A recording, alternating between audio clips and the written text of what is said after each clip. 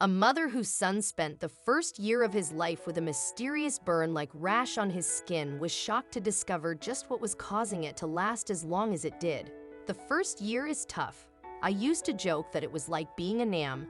No offense to true Vietnam vets. Of course you'll have stuff flying at you 24/7. There's never enough sleep. There's never enough support. It can get ugly, but it will pass. And although the days last forever, the years are very short and go by fast. For a mother, her baby is everything, and to see her baby cry and not being able to do anything to soothe them is the most dreadful thought for a mother. Something like this happened with a mother when the doctors were not able to give her any clue about what was wrong with her baby. Being a mother is an absolute blessing, and another incredible gift that God gives to moms is what's called a mother's intuition. And this very gift is what saved little Isaiah Smith. Stephanie Smith was in a bizarre state when her son Isaiah was suffering from some skin problem, which doctors were not sure how to be cured. Initially, the doctors claimed it to be eczema, but after much medication, the problem persisted and the doctors gave up on him. This is when she had to step forward and try her hands on for the cure for her baby's skin condition. Isaiah had a very bad skin rash when he was 3 months old. The skin was first red and rough, which later broke out with bleeding and leaking of a white discharge. When Stephanie, her husband, and their 6-year-old daughter kicked off 2013, they were joyful.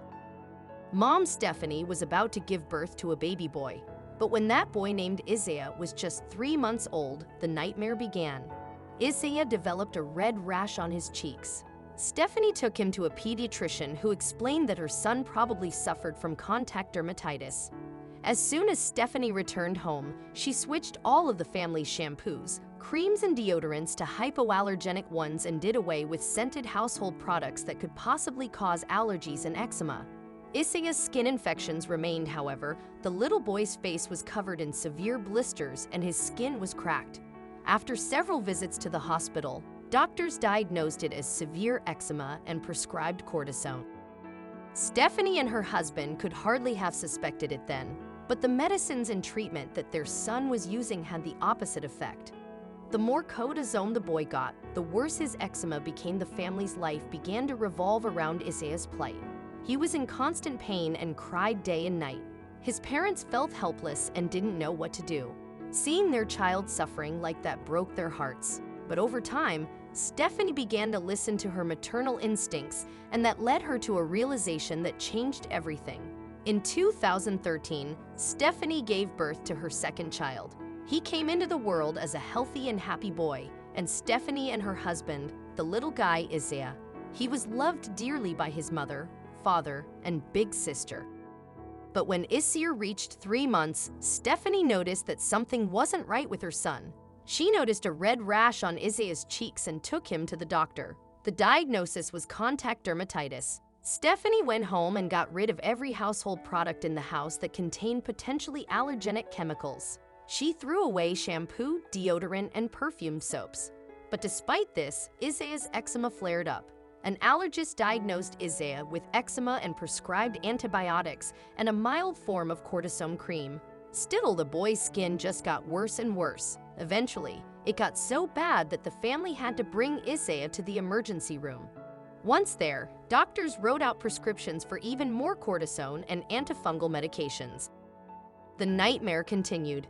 Isaiah was in constant pain, and Stephanie had to sleep next to her son every night to comfort him. While Stephanie searched for answers, Isaiah continued to struggle with eczema. He lost his hair and was constantly tired. He was in and out of the hospital, but the only thing that seemed to happen was that the physician prescribed stronger cortisone cream.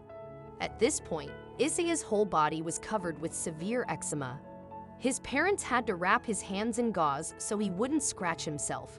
And because water was the only thing that calmed him, Isaiah's parents often wrapped their son in wet towels and put him under cold running water. They repeated this treatment daily. Their son's skin improved, but only for short periods. He lost weight, was dehydrated, and smelled like metal. At the same time, Isaiah was given even more cortisone. It was a vicious cycle, and the boy spiraled into deeper and deeper pain. They soon discovered that Isaiah had all of the symptoms of red skin syndrome.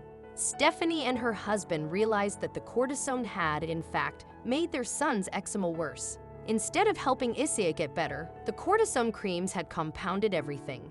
And this whole time, Isaiah's doctors had missed the connection. When Stephanie tried to convince doctors to stop prescribing cortisone, they wouldn't listen. The hospital staff seemed to think she was crazy, but still, she trusted her gut and the truth of what she had read. Then, thankfully, a pediatrician listened to Stephanie. He gave Isaiah intravenous fluids and nutrients. 10 months after Stephanie put a stop to her son's cortisone treatments against the recommendations of several doctors, Isaiah began to show signs of improvement. His skin became better and he started gaining weight. Despite this, several doctors continued to suggest cortisone, but not for long.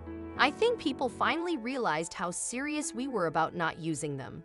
Everyone seemed to back off as his health was improving so much, Stephanie wrote on her blog. Now for a few years, Isaiah is eczema-free and feeling well. After he stopped cortisone treatments, Isaiah got his life back and everything has gotten better. So great to see. Being a mother is an absolute blessing, and another incredible gift that God gives to moms is what's called a mother's intuition. And this very gift is what saved little Isaiah Smith. Now that the family has put the tough times behind them, they hope their story helps raise awareness of red skin syndrome. They also want more doctors to understand cortisone allergies, which can have devastating consequences. Eczema isn't contagious. Even if you have an active rash, you can't pass the condition onto somebody else. If you think you've gotten eczema from somebody else, you likely have another skin condition. However, eczema often causes cracks in the skin, leaving it vulnerable to infection. Common skin conditions like eczema or psoriasis are seen in people with normal immune systems as well. Sometimes skin disease is one of the earliest symptoms of a primary immunodeficiency disease and can lead to further clinical or laboratory evaluation to identify immune deficiency. Suffering with eczema on the body is bad enough, but eczema on the face causes greater distress due to the inability to hide the skin and to also suffer the discomfort it brings. However, there are natural ways to treat and prevent face eczema. Let's have a look at a few of them. What causes eczema on the face? More often than not, it's the result of something that has come into contact with the face that has caused an irritation and resulted in itchy, inflamed skin. This could be due to makeup, general dirt and grime, heavily scented skin creams, dust, and other irritations. It can also be due to intensely stressful situations and finally diet. When you feel your face become itchy, you should wash the area if possible immediately. This will remove the irritant and/or soothe the skin if the problem is internal directly. After washing, apply a non-scented skin cream, preferably organic, to avoid the skin drying out. To avoid the outbreak of eczema in the first place, try to keep a note of when your face becomes itchy and what came into contact with it. Perhaps you're allergic to some of the beauty skin products you use or hair products. Those who suffer from eczema usually have a number of allergies to various substances, and lots of skin and hair products fall into this category. Stephanie tells us only she can what happened to her son. She did so because her story can possibly help other mothers whose children are also suffering from the same problem. That's why it's important to share this story with others. Maybe it can help another child and a desperate mother. Wouldn't it be disastrous if your doctor tells you he doesn't know what's wrong with you? It's great that Stephanie was obstinate enough to fight for her child. We should make sure with our baby's needs. Read all ingredients on their food and avoid the allergen. Be sure you know the names of the allergen, like milk products, for example, may be listed as casein or whey.